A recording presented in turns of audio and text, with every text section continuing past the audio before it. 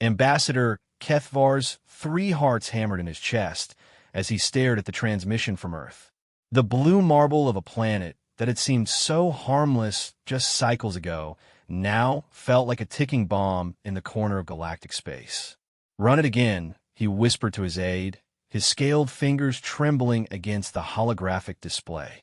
The message played once more, crackling through the subspace channels that connected the Galactic Council's thousands of member worlds.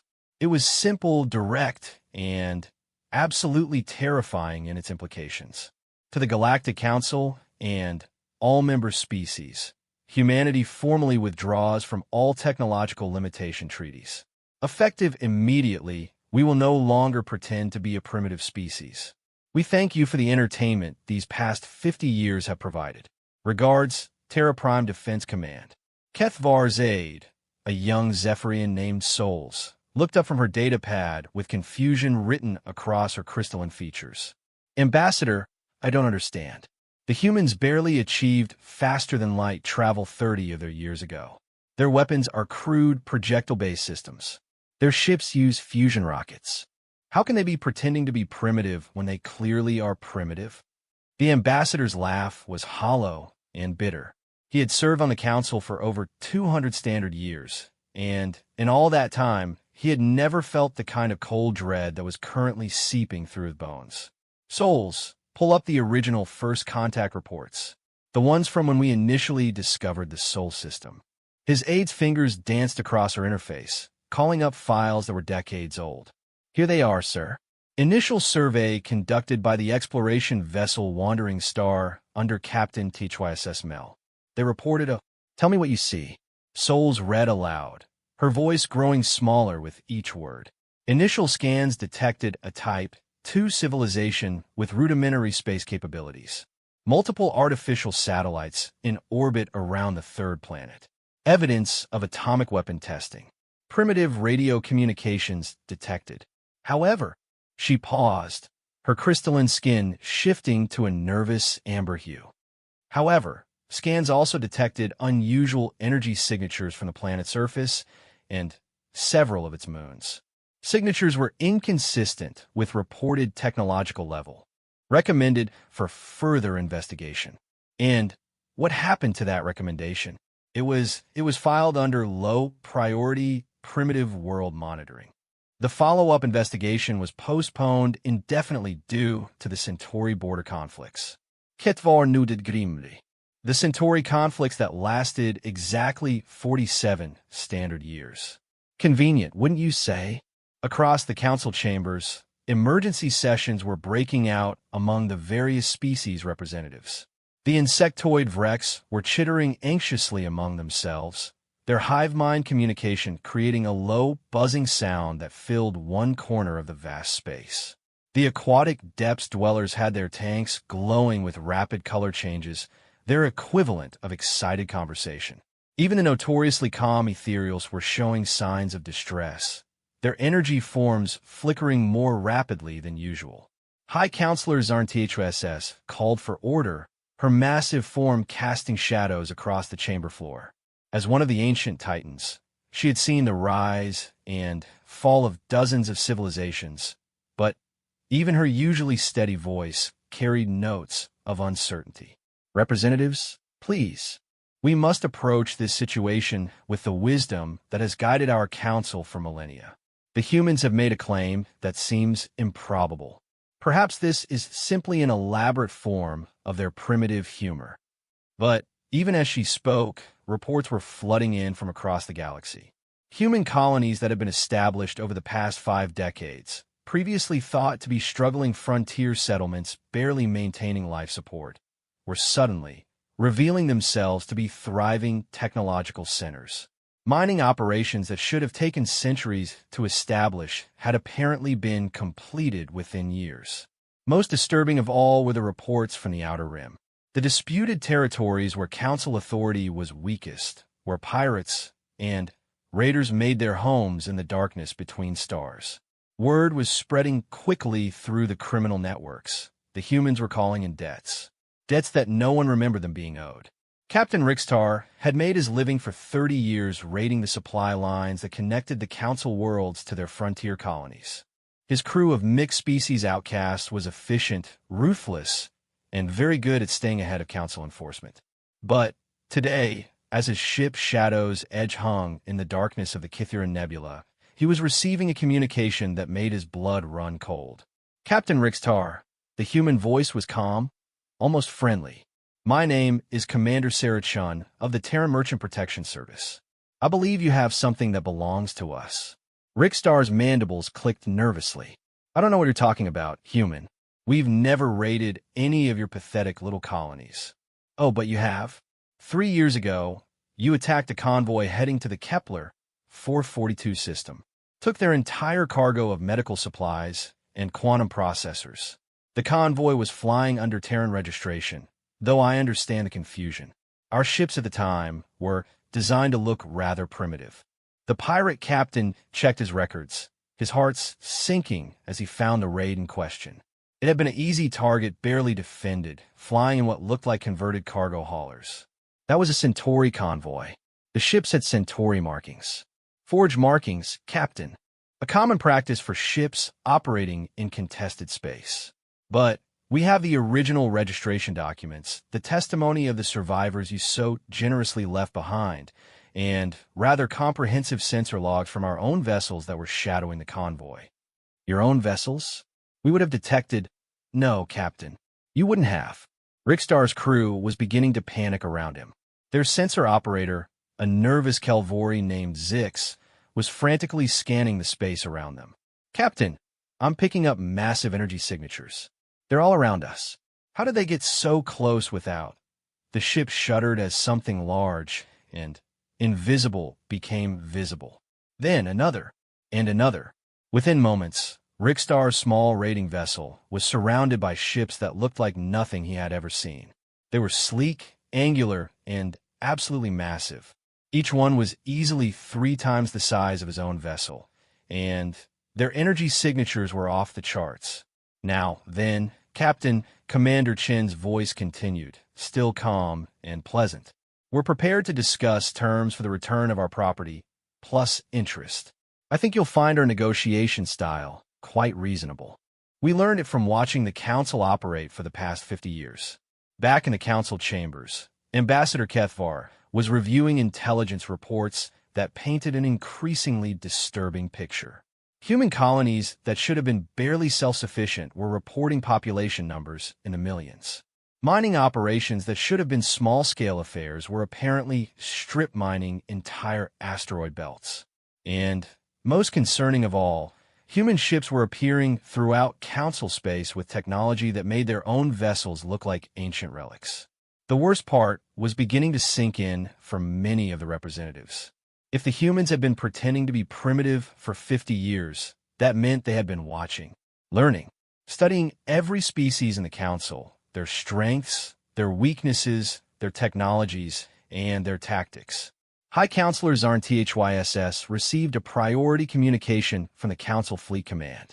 Admiral Vorthek, a grizzled old warrior from the militant Corvin species, appeared as a hologram before the assembled representatives. Counselor, we have a problem. Our long-range sensors are detecting human fleet movements throughout Council space. Ships we've never seen before, using technology we can't identify. They're not approaching any of our worlds, but they're positioning themselves. Positioning for what, Admiral? I don't know, Counselor. But if I had to guess based on the formation patterns, I'd say they're setting up for a complete blockade of every major Council world simultaneously. The chamber fell silent. The implications were staggering. A coordinated blockade of that scale would require fleet strength that rivaled the entire Council Navy, along with logistical capabilities that should have taken centuries to develop. Souls approached her ambassador with another update, her crystalline form now flickering with rapid color changes that indicated extreme stress. Sir, we're receiving reports from the trade guilds. Human merchant vessels are demanding inspection of all cargo ships entering or leaving human space. They claim to be searching for stolen Terran technology and resources. And what are they finding? That's the problem, sir. They're finding things. components, materials, and technologies that the guilds swear they obtained through legitimate means. But the humans are producing documentation proving the items were originally taken from their convoys or colonies. Documentation that appears to be completely genuine. Kethvar felt his third heart skip a beat. The humans weren't just revealing their true technological capabilities. They were calling in 50 years' worth of accumulated grievances, backed up with evidence that suggested they had been meticulously tracking every slight, every theft, every instance where they had been taken advantage of during their supposed primitive years. As if summoned by his thoughts, the main communications array chimed with an incoming transmission. The source was listed as Terra Prime, broadcast on all council frequencies simultaneously. The figure that appeared on the holographic display was human, but unlike any human the council representatives had seen before. She wore a uniform of deep blue and silver with insignia that spoke of authority and rank. Her eyes held the kind of quiet confidence that came from absolute certainty in one's position. Greetings, Galactic Council. I am Admiral Elizabeth Morrison of the Terran Defense Fleet. I believe you've received our formal notice of treaty withdrawal. Consider this our formal introduction to who we really are. Behind her, through what appeared to be the bridge windows of her ship, the assembled representatives could see a fleet that stretched beyond the edges of the transmission. Ships of impossible size and elegant design, their hulls gleaming with the telltale shimmer of advanced shielding technology. For the past 50 years, humanity has played the role of the primitive newcomer to galactic civilization. We've accepted your guidance, your limitations, and your protection. We've allowed our merchants to be raided, our colonies to be overlooked, and our technology to be dismissed as crude and inefficient. We did this not out of weakness, but out of curiosity. Admiral Morrison paused, letting her words sink in. We wanted to understand you, all of you, how you thought, how you operated, how you treated species you considered inferior. The results of our study have been illuminating. The transmission continued, but Ambassador Kethvar was no longer listening to the words. He was thinking about implications, about the careful game that had apparently been played around the council for 5 decades. The humans hadn't been primitive newcomers stumbling into galactic civilization. They had been anthropologists, studying a culture from within while carefully maintaining a facade that allowed them to move freely through council space. And now the study was over. Admiral Morrison was still speaking when alarms began sounding throughout the council station. Defensive systems that hadn't been activated in over a century were powering up, responding to threats that the station's sensors were only now beginning to detect. Sir, Souls whispered urgently to her ambassador, the station's AI is reporting massive gravitational distortions throughout the system. Something big is coming through hyperspace. Kethvar looked up at the main display, where Admiral Morrison's image was beginning to fade. Her final words echoed through the chamber with the weight of absolute certainty. The masquerade is over, Council. Humanity is no longer pretending to be something we're not. We suggest you stop pretending as well. We'll be in touch very soon to discuss new terms for our relationship. The transmission ended, leaving the council chamber in stunned silence. Outside the massive windows of the station, space itself began to ripple and distort as something vast beyond imagination prepared to emerge from the hidden dimensions of hyperspace. The day Earth stopped pretending had begun, and the galaxy would never be the same. The emergency session of the Council Security Committee convened in the deepest levels of the station, in chambers that had been built to withstand everything from cosmic storms to direct military assault. The assembled beings represented the most powerful military minds in the galaxy, species that had conquered star systems and crushed rebellions across thousands of years of galactic history. None of them had ever felt quite so helpless. General Thrako SS of the Corvin Empire slammed his armored fist against the table, causing several of the smaller representatives to flinch. This is impossible. No species develops from primitive fusion rockets to fleet-scale gravitational manipulation in 50 years. It takes millennia to achieve that level of technological advancement. Unless interrupted Dr. Yathura, the Council's chief xenotechnologist. They never were primitive to begin with. The ancient ethereal energy form pulsed with patterns that indicated deep analytical thought. I've been reviewing the data from our initial surveys of the Sol system. The energy signatures that were dismissed as anomalies, they weren't anomalies. They were deliberately amassed power sources. Admiral Vorthek pulled up a holographic display showing the current positions of human ships throughout Council space. The pattern was becoming clearer with each passing hour, and it was nothing short of brilliant. Look at these positions. They're not random. Every single human vessel is positioned at what our tactical computers identify as optimal interdiction points for our major trade routes and military supply lines. The Vrex representative, speaking through the collective voice of her hive, chittered anxiously. The implications are disturbing. If the humans have been positioning assets for optimal strategic advantage over the course of decades, this suggests planning and coordination on a scale that requires governmental structures far more sophisticated than their supposed loose confederation of colony worlds. In the depths of space near the Kepler 442 system, Captain Jenna Rodriguez stood on the bridge of the TDFS Prometheus, watching as her crew prepared for the most important archaeological expedition in human history. Not archaeology in the traditional sense, but the excavation of 50 years' worth of carefully buried truth. Captain, we're receiving the all-clear from Terra Prime. Operation Revelation is authorized to proceed.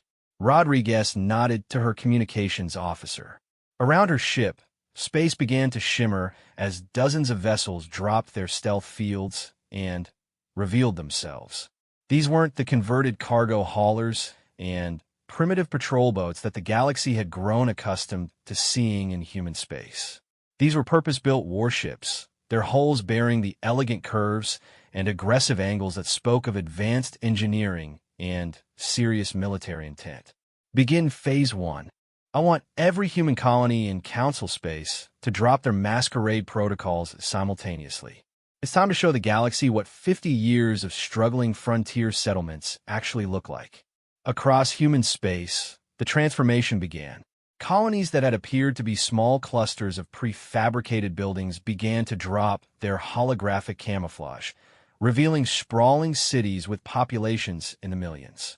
Mining stations that should have been extracting a few hundred tons of, or per year, revealed automated facilities capable of processing entire asteroids in a matter of days.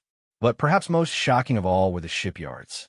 The humans had been building ships in locations that the Council censors had dismissed as empty space. Massive construction facilities hidden behind a combination of stealth technology and carefully placed asteroid fields were revealed to contain vessels that dwarfed anything in the Council fleet. Ships that looked more like mobile cities than traditional spacecraft, bristling with technologies that made Council scientists weep with frustration at their own limitations. Back on the Council station, the intelligence reports were flowing in faster than the analysts could process them. Each new revelation painted a picture of a species that had been playing a game so sophisticated and long-term that it challenged every assumption the galactic community had about human nature. Sir, Souls reported to Ambassador Kethvar, her crystalline form now a pale blue that indicated shock. We're receiving reports from our deep space monitoring stations. The humans aren't just revealing ships they've already built. They're revealing shipyards. Massive ones. Some of them appear to be mobile. Mobile shipyards? Kethvar's voice was barely a whisper. Yes, sir. Facilities capable of constructing dreadnought-class vessels while in transit. Our analysts estimate that some of these facilities could produce a ship the size of our largest battle cruisers in a matter of weeks, not years. The implications were staggering. The Council's own shipbuilding capabilities required massive orbital installations that took decades to construct and were vulnerable to attack. Mobile shipyards meant that human fleet strength could grow exponentially anywhere in the galaxy without the vulnerability of fixed installations. High Counselor HFY was receiving reports from across the galaxy that painted an increasingly disturbing picture of just how thoroughly the humans had infiltrated galactic civilization. Human merchants, who had been dismissed as harmless traders, were revealing themselves to be intelligence operatives with access to information that should have been classified at the highest levels. Human students who had attended the galaxy's most prestigious universities were exposing themselves as advanced scientists who had been studying Council technology not to learn, but to understand its limitations. The worst revelation came from the Council's own intelligence services. Director Keth Mole, head of the Galactic Security Bureau, appeared before the emergency session with news that sent cold shivers through every representative present. Counselors, we have a problem that goes far beyond simple military deception. Our analysis suggests that human agents have been operating within our own government structures for decades. They know everything: our military capabilities, our economic weaknesses, our political divisions. They've been mapping our entire civilization from the inside. Admiral Vorthek leaned forward, his scarred face grim. How extensive is the penetration? Sir, we have reason to believe that humans have had access to our highest-level intelligence briefings for at least 20 years, possibly longer. They know about our black projects, our experimental weapons programs, our contingency plans for dealing with hostile species. They know things that some of our own council members don't know. The silence that followed was profound. The assembled representatives were beginning to understand that they weren't just dealing with a species that had hidden its technological capabilities. They were dealing with a species that had conducted the most comprehensive intelligence operation in galactic history, one that had given them detailed knowledge of every major power in Council space. On the bridge of the Prometheus, Captain Rodriguez was coordinating what was perhaps the most complex revelation in military history. Phase 2 of Operation Revelation involved demonstrating to the galaxy exactly what human technology was capable of when they stopped pretending to be primitive. Engineering, bring the gravitational manipulators online. I want a demonstration that the Council will remember for the next 1,000 years. Aye, Captain. Gravitational field generators at full power. We're ready to proceed with the stellar engineering demonstration. Rodriguez nodded and opened a channel to the Council station. Council representatives, this is Captain Jenna Rodriguez of the Terran Defense Fleet. We understand that you may be having difficulty believing the scope of our actual capabilities. We thought a demonstration might be helpful. On the Council station's main display, long-range sensors focused on a star system in the outer rim of human space. It was an unremarkable system containing a dying red giant star and the remnants of what had once been a planetary system. What happened next defied every law of physics that the Council scientists thought they understood. The human fleet began to move in perfect coordination around the dying star. Ships that were impossibly large even by Council standards formed a complex three-dimensional pattern, their gravitational field generators working in harmony to achieve something that should have been impossible. They were moving the star, not just nudging it slightly off course, but actually altering its trajectory through space in a controlled, deliberate manner. The energy requirements for such an undertaking should have required the output of a dozen suns, but the human ships were accomplishing it as casually as a ground vehicle changing lanes. Dr. Ythera's energy form flickered rapidly with patterns that indicated complete theoretical breakdown. This is impossible. The energy requirements alone. How are they doing this? 0-point energy extraction, came a voice from behind them. The assembled council members turned to see a human figure standing in the chamber, despite the fact that no one had seen him enter. He was tall, dark-skinned, and wore the kind of casual confidence that came from absolute certainty in one's technological superiority. Allow me to introduce myself. Dr. Marcus Washington, Director of Terran Advanced Physics Division. I thought you might benefit from an explanation of what you're witnessing. Security alarms should have been screaming. The council chamber was protected by shields, sensors, and defensive systems that made unauthorized entry impossible. Yet this human had appeared in their most secure facility as easily as walking through an open door. How did you get in here? General Thrako SS demanded, his hand moving to his sidearm. I walked through your walls, Dr. Washington replied with a slight smile. Phase manipulation technology. We've been using it for diplomatic missions for about 30 years. Very useful for gathering intelligence, too. You'd be amazed what people say when they think they're in private. The implications hit the assembled council members like a physical blow. If humans could phase through solid matter at will, then nowhere was secure. No conversation was private. No facility was protected.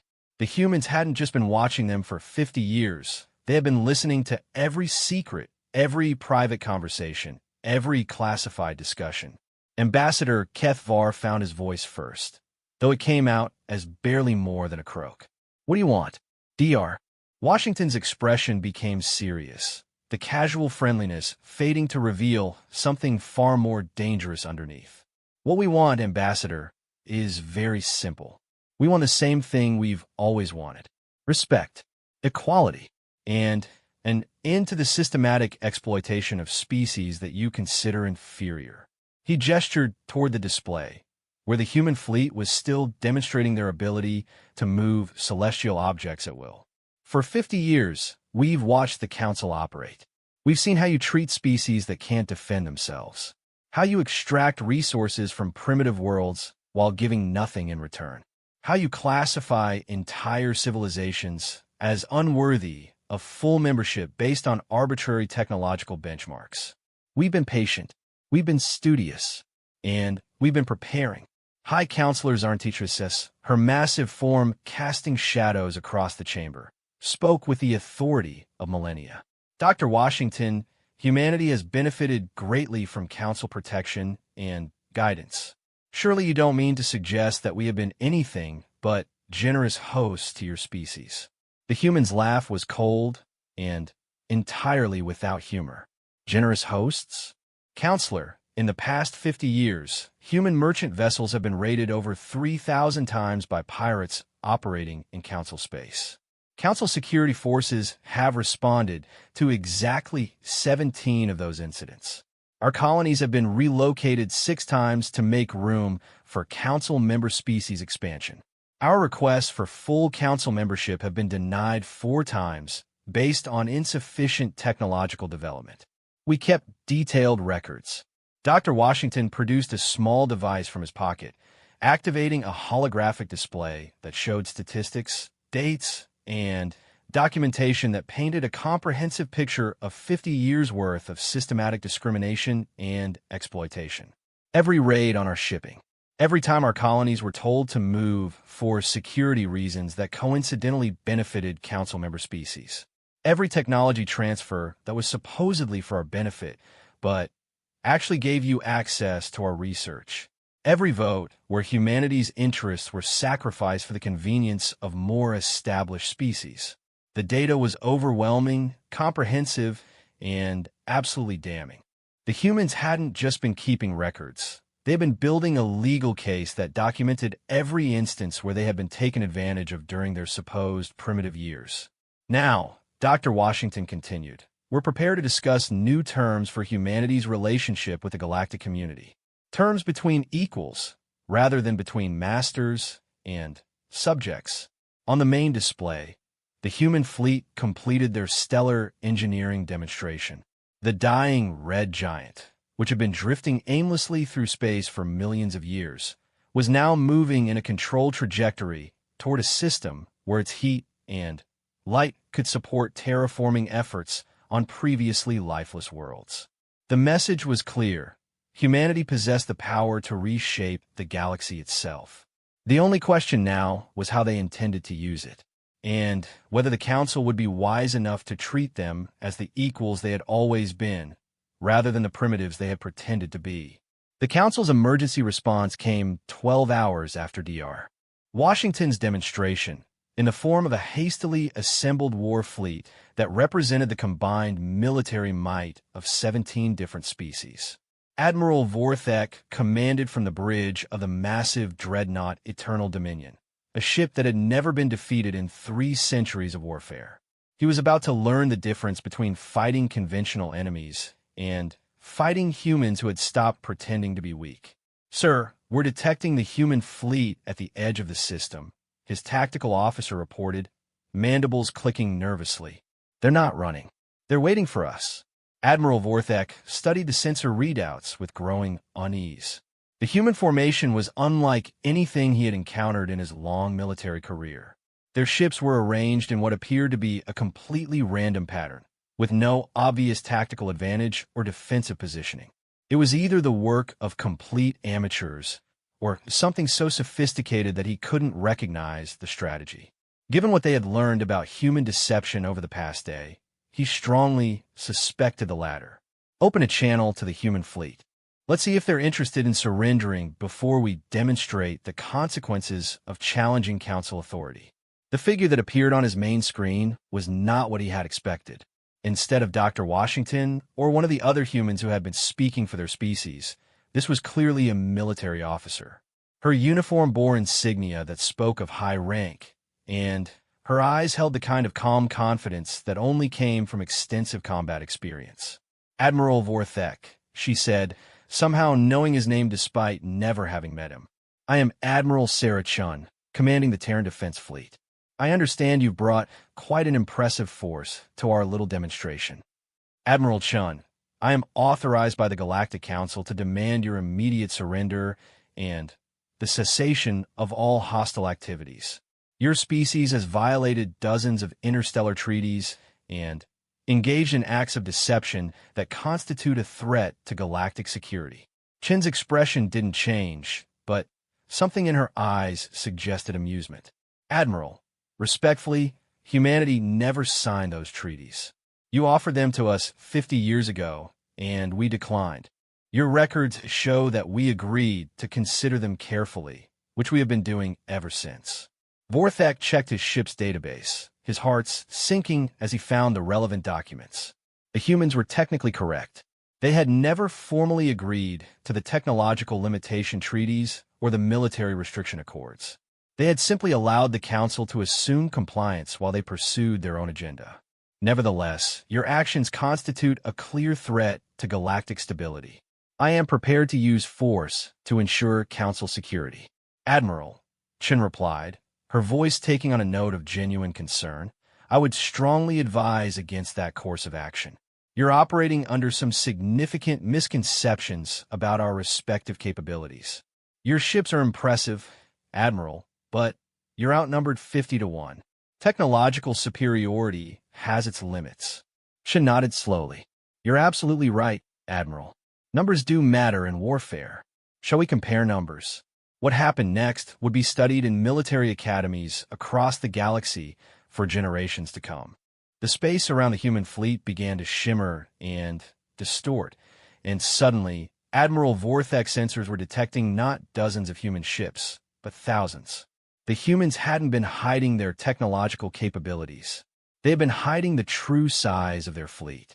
Ships materialized out of apparently empty space, dropping stealth fields that had made them completely invisible to Council sensors. Not just a few additional vessels, but entire battle fleets that dwarfed anything in the Council's arsenal. The human formation went from being outnumbered 50-1 to outnumbering the Council fleet by a factor of 10. "How?" was all Admiral Vorthek could manage to whisper. 50 years of preparation, Admiral," Chin replied. "We've been building ships in locations your sensors couldn't detect, using construction techniques your scientists didn't know existed. We've been developing technology that your physicists still think is impossible. And we've been very, very patient." The tactical display on Vorthek's bridge now showed human ships surrounding his fleet from every direction. They hadn't just appeared. They had been there all along, invisible and waiting. His grand demonstration of Council military might was now trapped in the middle of a force that could destroy them without even straining their resources. But Admiral Chin wasn't finished with the revelations. "Admiral, would you like to know the real difference between our species? It's not technology, though ours is considerably more advanced than yours. It's not numbers, though as you can see, we have those as well. The real difference is philosophy." On the Council station, The emergency session was descending into panic as reports flooded in from across the galaxy. Human forces weren't just revealing themselves in one location. They were dropping their concealment everywhere simultaneously. Every major council world was suddenly finding itself with a human fleet in orbit, ships that had apparently been hiding in their systems for years. How is this possible? High Counselor Zarn THYSS demanded of her intelligence chief. How did they hide entire fleets in our most secure systems? Director Kethmol's response was delivered in the tone of a being whose entire worldview had just collapsed. Counselor, we've been analyzing their stealth technology. It's not just advanced. It's based on physical principles we didn't know existed. They're manipulating space-time itself to create pocket dimensions where they can hide ships indefinitely. That's impossible. The energy requirements alone would be impossible for us, yes. But the humans have apparently solved zero-point energy extraction on an industrial scale. They have access to essentially unlimited power. Ambassador Kethvar was studying reports from across council space with growing horror. The humans weren't just revealing military assets. They were exposing the full scope of their intelligence network. Human diplomats who had been attending council sessions for decades were revealing themselves to be agents with access to classified information. Human researchers at council universities were exposing themselves as advanced scientists who had been systematically acquiring every piece of technological knowledge the council possessed. Souls, he called to his aid, bring up the economic impact assessments. The data that appeared on his screen was even more disturbing than the military revelations. For 50 years, human merchants had been conducting trade throughout council space, gradually acquiring controlling interests in key industries and strategic resources. They hadn't just been learning about council technology, they had been quietly buying it, piece by piece, until they effectively controlled significant portions of the galactic economy. Sir, Souls reported, her crystalline form flickering with patterns that indicated severe stress.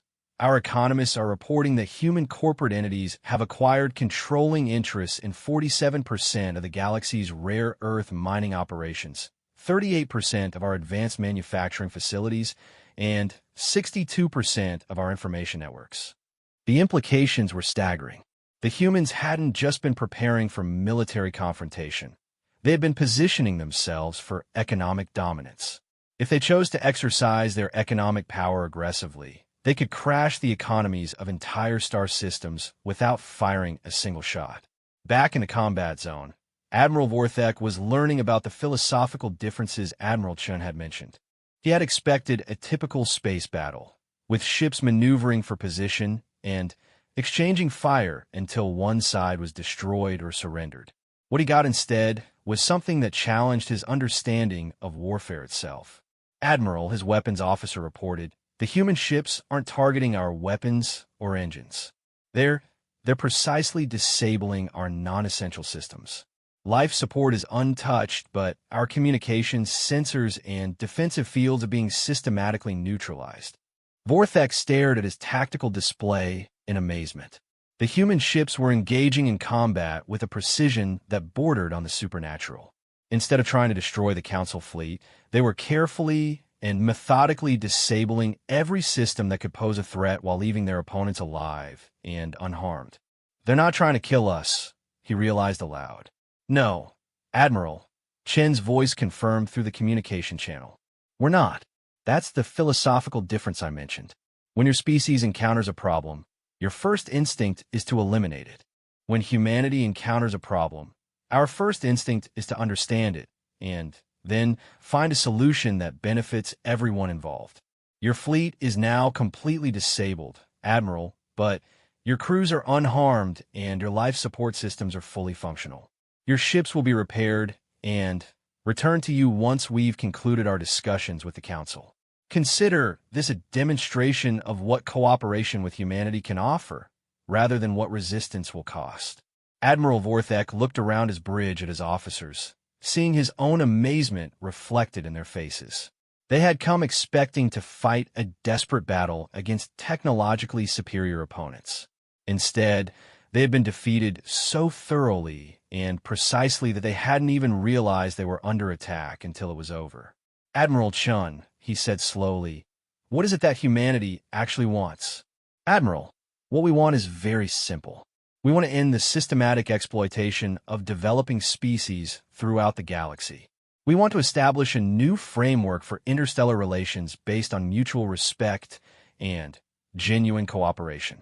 And we want to demonstrate that technological advancement doesn't have to come at the expense of moral development." On the main display, holographic images began to appear showing human colonies throughout the galaxy. But these weren't the struggling frontier settlements that the Council had been expecting. These were thriving, advanced civilizations that had achieved a level of technological integration with their environments that bordered on the miraculous. Cities that floated in the atmospheres of gas giants, powered by energy extracted from the planet's magnetic fields. Orbital habitats that were entirely self-sustaining, creating closed-loop ecosystems that could support millions of inhabitants indefinitely. Terraforming projects that didn't just make planets habitable, but actually improve them, creating environments that were more diverse and stable than they had been in their natural state. "Admiral," Chun continued, "humanity has spent 50 years learning not just about your technologies, but about your mistakes. We've seen how industrial development can ravage ecosystems. We've observed how rapid expansion can lead to resource depletion and social collapse. We've studied the ruins of civilizations that grew too fast and collapsed under their own weight. We've developed a different approach." The images on the display shifted to show human interactions with other species throughout the galaxy. But these weren't the interactions the Council was familiar with. These showed humans working alongside dozens of different alien species in partnerships that appear to be genuinely collaborative rather than exploitative. For the past 50 years, we've been forming alliances with species that the Council classified as primitive or unworthy of consideration. We've been sharing our technology with civilizations that needed help, without demanding anything in return except friendship. We've been building a network of mutual support that spans the galaxy. Admiral Vorthek felt a chill run through his body as he began to understand the true scope of what humanity had been accomplishing. They hadn't just been hiding their military capabilities. They'd been building an entirely parallel civilization that operated according to completely different principles than the Council. How many species?" he asked quietly.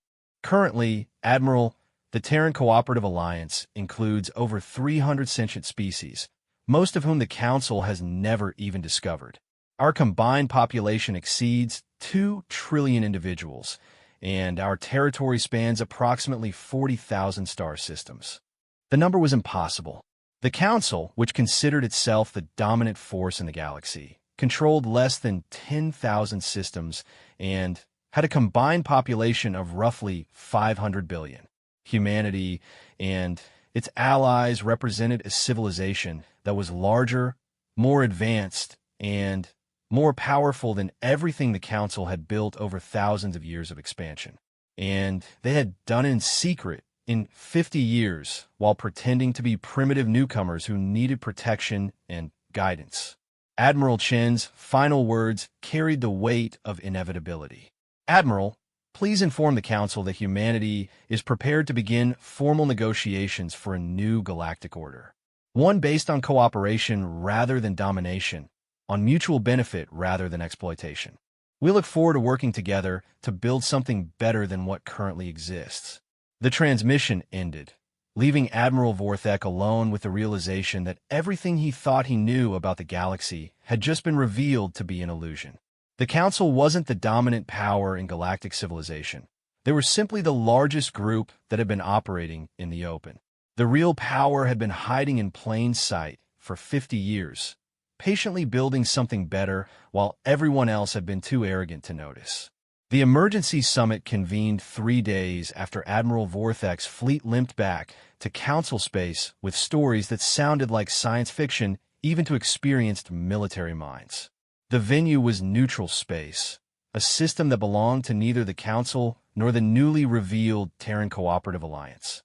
The location itself was a demonstration of human technological superiority, a massive space station that had been constructed in the 3 days since the summit was proposed. Ambassador HFY stood at the observation deck of the Council delegation ship, staring at the human station with a mixture of awe and dread. The structure was impossibly elegant, a flowing combination of organic curves and geometric precision that seemed to have been grown rather than built. Its size dwarfed the largest Council space stations, yet gave the impression of being delicate, almost alive. "Sir," Souls approached with a datapad containing the latest intelligence reports. "Our engineers have analyzed the station's construction. They estimate that building something of that size and complexity should take at least 10 years using our most advanced techniques. And the humans did it in 3 days?" "Yes, sir. But that's not the most disturbing part. Our sensors indicate that they didn't transport materials to this location. They appear to have converted raw energy directly into matter, building the entire station from nothing but empty space." HFY nodded grimly. The implications were staggering. If humans could convert energy to matter at will, then concepts like resource scarcity and industrial limitations became meaningless. They could literally create anything they needed from the quantum foam of space itself. The shuttle ride to the station was conducted in tense silence. The Council delegation consisted of the most senior representatives from each major species, along with military advisors and intelligence specialists who were still trying to understand the scope of what they were dealing with. High Counselors HFY had insisted on leading the delegation personally, despite the obvious risks of entering what was essentially enemy territory. The docking bay they entered defied several laws of physics that the Council scientists had considered absolute. Instead of the mechanical arms and magnetic grapples they expected, their shuttle was guided by what appeared to be solid light, beams of energy that supported the ship's weight and maneuvered it with impossible precision. The atmosphere itself seemed to be held in place by force fields that were invisible yet completely effective. Their human escorts were waiting as the delegation disembarked, but these weren't the military officers or diplomats the Council had expected. Instead, they were met by beings that looked human, but moved with a grace that suggested extensive genetic or technological enhancement. Their escort leader introduced herself as Dr. Elena Vasquez, Director of Interspecies Relations. "Welcome to Unity Station," she said, her voice carrying warmth that seemed genuine despite the circumstances. "We've prepared facilities that should accommodate all of your species' environmental requirements. Please follow me." The walk through the station's corridors was a lesson in technological advancement that left the Council delegation speechless. The walls themselves seemed to be alive, shifting colors and patterns in response to the presence of the visitors. Gravity varied smoothly from section to section, accommodating species that required different orientations or environmental conditions. Most impressively, the air itself changed composition as they moved, automatically adjusting to provide optimal breathing mixtures for each member of the delegation. "Ow!" Admiral Vorthek asked, unable to contain his curiosity any longer. Dr. Vasquez smiled. "Programmable matter, Admiral. Every molecule in this station can be controlled and reconfigured at will. We build our environments to adapt to their inhabitants, rather than forcing inhabitants to adapt to their environments." They were led to a conference chamber that was unlike anything in Council experience. Instead of a traditional meeting room with fixed seating and displays, they found themselves in what appeared to be an open space that could reconfigure itself instantly to accommodate any type of gathering. As the delegation entered, the room reshaped itself, creating seating appropriate for each species' physiology and positioning everyone for optimal communication. The human delegation was already waiting, and the Council representatives were surprised to see familiar faces among them. Dr. Marcus Washington was there, as were Admiral Chun and several other military officers. But there were also humans they had never seen before, beings who carried themselves with the authority of true leadership. The woman who rose to greet them was clearly the head of the human delegation, though she wore no uniform or insignia of rank. She appeared to be middle-aged by human standards, with silver-streaked hair and eyes that held the wisdom of someone who had seen the rise and fall of civilizations. High Counselor Zarntichweses, she said, somehow managing to pronounce the complex name perfectly despite its alien origin. I am President Maria Santos of the Terran Cooperative Alliance. Thank you for agreeing to these discussions. Zarntichweses studied the human leader carefully. Despite her advanced age and extensive experience with interstellar diplomacy, she found herself feeling like a child in the presence of someone whose understanding of galactic politics was clearly far more sophisticated than her own. President Santos, I'll be direct. What does humanity want? Counselor, what we want is to save galactic civilization from the mistakes that have destroyed so many others throughout history. We want to build something better, something sustainable, something that can grow and thrive for millions of years rather than burning bright and collapsing within a few millennia. Santos activated a holographic display that filled the center of the room with images of star systems throughout the galaxy. But these weren't current images. They were historical records showing the rise and fall of civilizations over geological timescales. We've spent 50 years studying not just your current civilization, but the ruins of previous ones. This galaxy has seen the rise and fall of dozens of major spacefaring species over the past 100 million years. The pattern is always the same: rapid expansion, resource depletion, social collapse, and extinction. The images showed worlds that had once been home to thriving civilizations, now reduced to barren wastelands or archaeological curiosities. The scale of destruction was staggering, representing trillions of lost lives and the collapse of achievements that had taken millennia to build. Your council represents the latest iteration of this pattern. You've achieved impressive technological advancement and territorial expansion, but you're following the same path that led to the destruction of every previous galactic civilization. Resource extraction without regeneration, expansion without sustainability, dominance without cooperation. Director Keth Mole, the Council's intelligence chief, leaned forward aggressively. And I suppose humanity has found a solution to problems that have plagued galactic civilization for millions of years. Not found, Director. Built. President Santos gestured, and the holographic display changed to show human space as it actually existed, not the primitive frontier colonies the Council had imagined. 50 years ago, when we first encountered galactic civilization, we made a choice. We could follow the same path as every other species and eventually face the same fate, or we could try something different. The images showed human worlds that operated according to principles the Council had never seen implemented on a galactic scale. Cities that produced no waste because every byproduct was recycled into useful materials. Industrial facilities that actually improved their environments rather than degrading them. Space habitats that created closed-loop ecosystems capable of sustaining themselves indefinitely. We call it the Sustainability Protocol, Santos continued. Every human world, every station, every ship is designed to operate indefinitely without depleting resources or degrading environments. We don't extract, we cultivate. We don't consume, we cycle. We don't conquer, we cooperate. Ambassador Keth Var found his voice, though it came out strained. The economic models for such a system, the energy requirements alone, should make it impossible. Only if you're thinking in terms of scarcity-based economics, Ambassador. Once you solve energy generation through zero-point extraction and matter conversion through programmable matter technology, traditional concepts of resource limitation become obsolete. The universe contains essentially infinite energy and matter. The challenge is learning how to access and utilize them responsibly.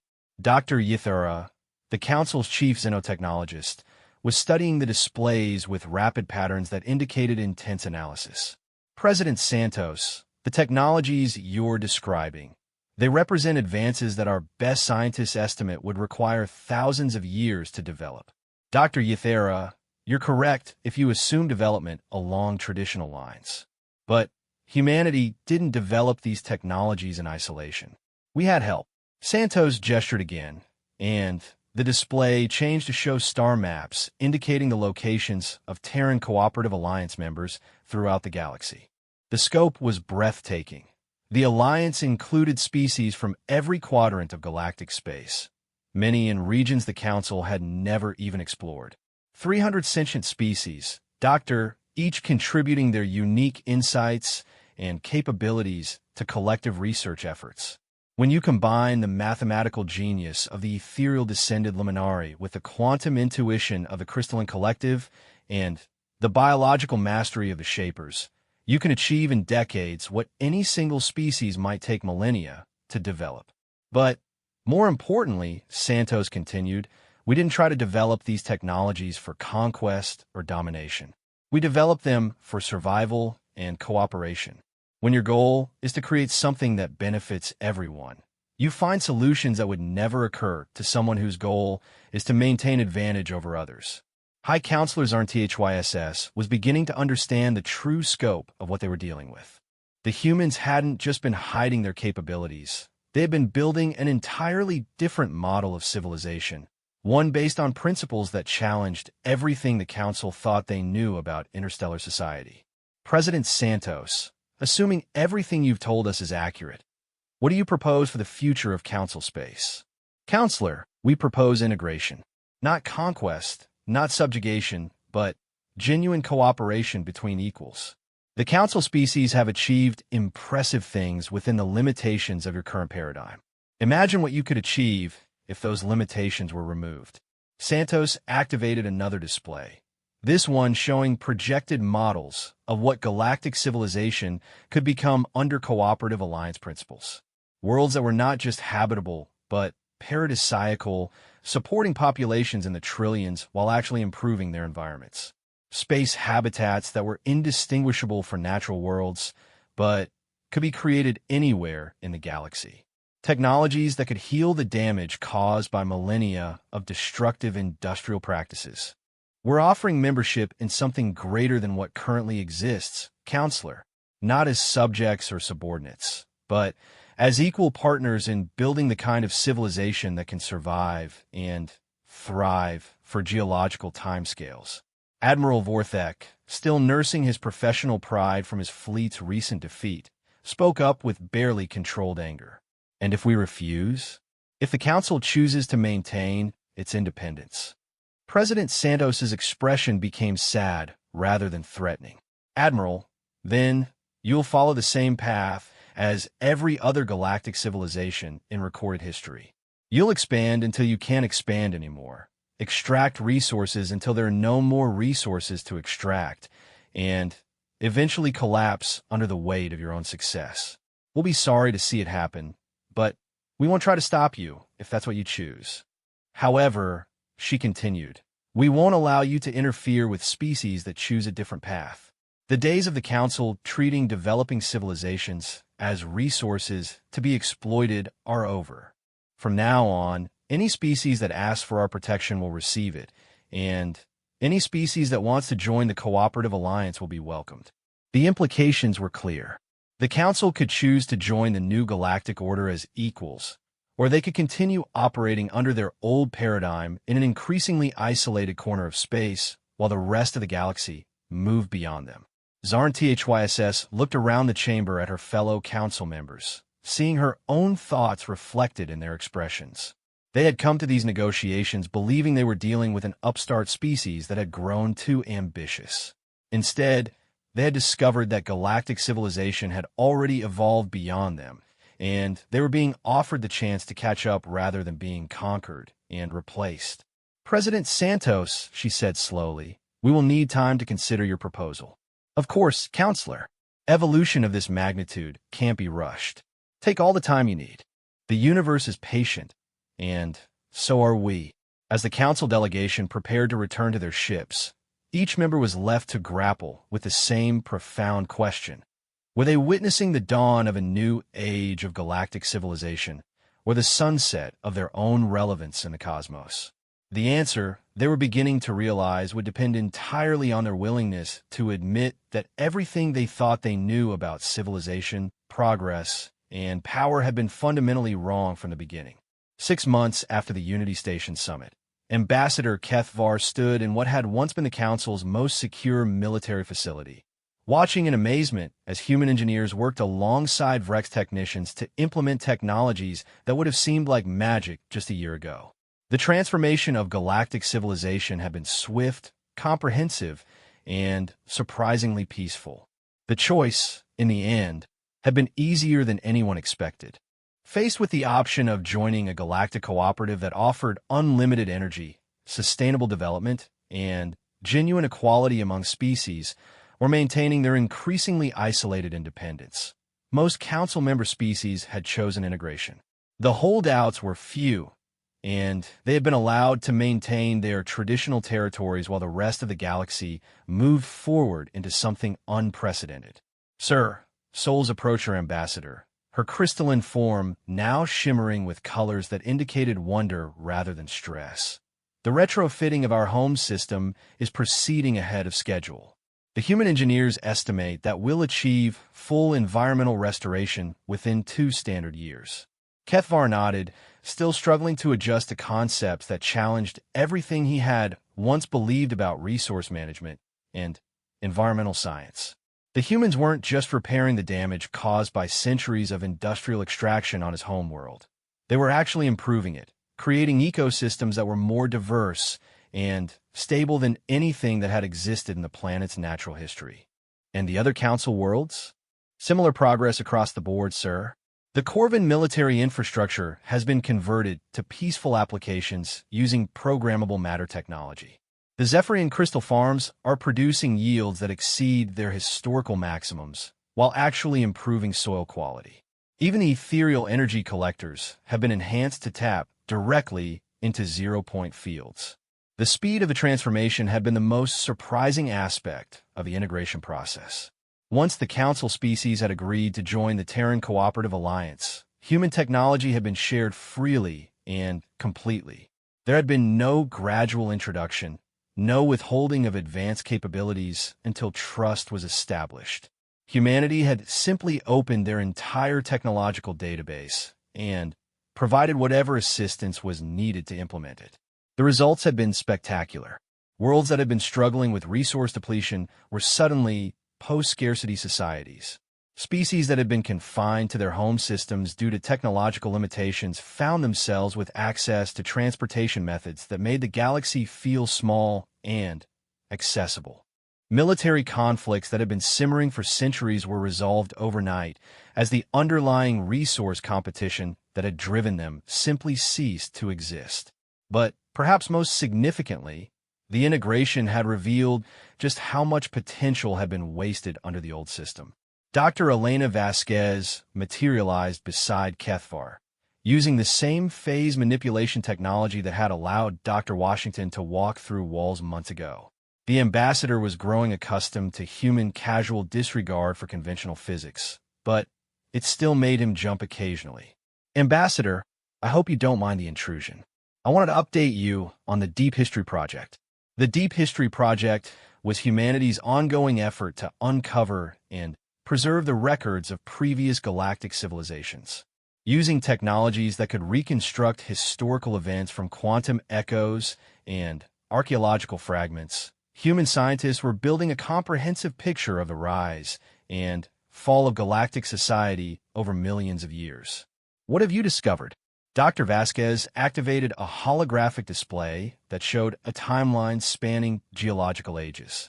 We've identified 37 distinct galactic civilizations over the past 100 million years, Ambassador. Each one followed the same pattern: rapid expansion, resource depletion, social collapse, and extinction. But we've also found something more interesting.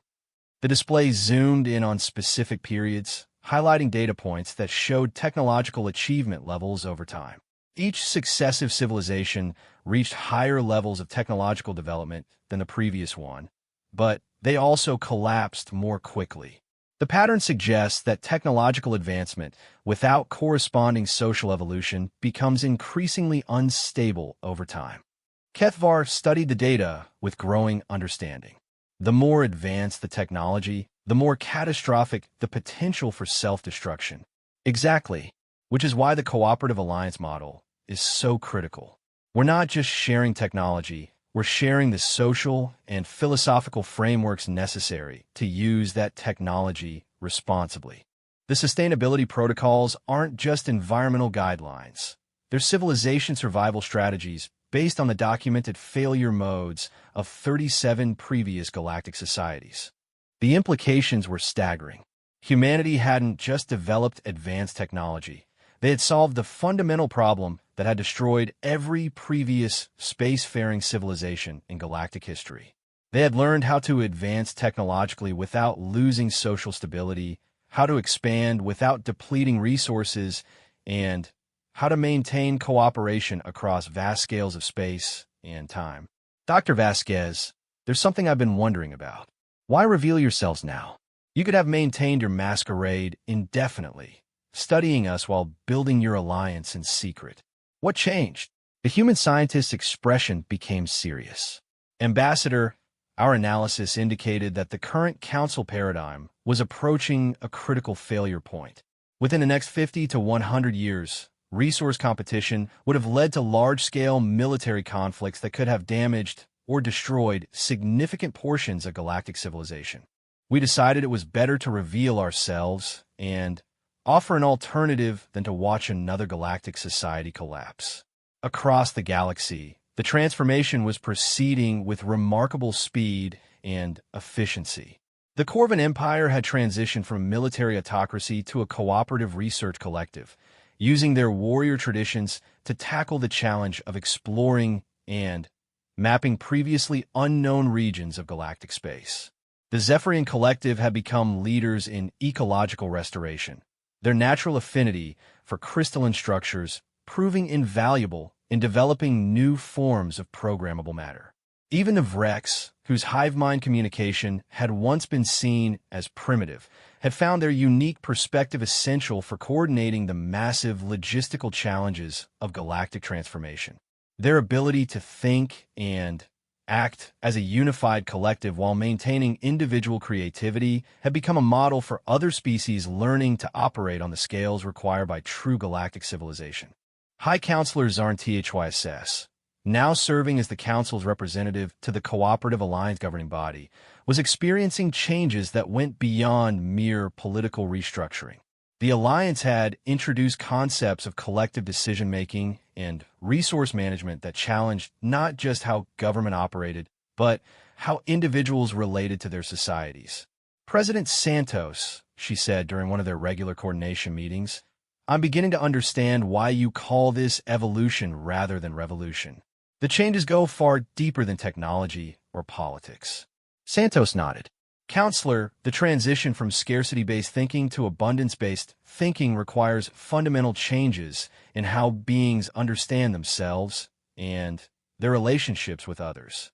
When survival is no longer a struggle, when resources are no longer limited, when knowledge is freely shared rather than hoarded, the entire framework of social interaction has to evolve. It's not just about having better technology, Santos continued. It's about becoming better beings. Technology without wisdom is what destroyed the previous 37 galactic civilizations. Our goal is to ensure that doesn't happen to the 38th. The conversation was interrupted by an alert from the Alliance's long-range monitoring systems. Dr. Washington appeared via holographic projection, his expression combining excitement with concern. President Santos, Counselor, we're detecting something unprecedented. Our deep space sensors have identified artificial structures in the galactic core region, structures that appear to be millions of years old, but still active. The implications hit both leaders simultaneously. If there were active artificial structures in the galactic core that predated all known civilizations, it meant that someone or something had survived the cycles of rise and collapse that had destroyed every other spacefaring society in galactic history. Dr. Washington, Santos said carefully, Are you suggesting that we may not be the first civilization to solve the sustainability problem? It's possible, President. The structures are massive, clearly artificial, and showing energy signatures that suggest active operation. Whatever built them either survived the collapse cycles or represents a completely different approach to galactic civilization. Zarn THYSS felt a chill run through her massive form. The question is whether they're still inhabited, and if so, whether they're friendly. There's only one way to find out, Santos replied. We're going to have to make contact. As the leaders began planning humanity's first contact with potentially ancient galactic survivors, the transformation of known space continued. Worlds that had been barren were blooming with carefully designed ecosystems. Species that had been enemies for millennia were working together on projects that benefited everyone. Technologies that had once been secrets guarded by military forces were now being shared freely among beings who had learned to trust each other. The old galactic order, based on competition, scarcity, and domination, was being replaced by something unprecedented in galactic history, a truly cooperative civilization that could grow and thrive for geological timescales. But as the Alliance prepared to venture into the galactic core to meet whatever ancient intelligence had survived there, everyone involved understood that the greatest test of their new civilization was yet to come. They had learned to work together among species who shared similar evolutionary backgrounds and recent histories. Whether they could maintain their cooperative principles when faced with beings whose experience and perspective might be millions of years beyond their own remained to be seen. The day Earth stopped pretending had transformed not just humanity's relationship with the galaxy, but the very nature of galactic civilization itself. What had begun as a simple revelation of hidden capabilities had become the foundation for something entirely new, a form of interstellar society that could survive and thrive indefinitely. As Ambassador Kethvar stood watching human and alien engineers working side by side to build something better than anything that had existed before, he reflected on the strange turns that history could take. 6 months ago, he had been a representative of what he believed was the most advanced civilization in galactic history. Today, he was part of something that promised to be the first galactic civilization capable of true immortality. The masquerade was over.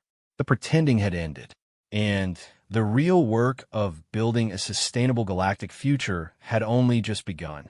But for the first time in galactic history, that future looked genuinely promising. Humanity had stopped pretending to be primitive, and in doing so, had shown the rest of the galaxy how to stop pretending that competition, scarcity, and domination were the only possible foundations for civilization. The galaxy would never be the same, and perhaps finally, it could be something better than it had ever been before.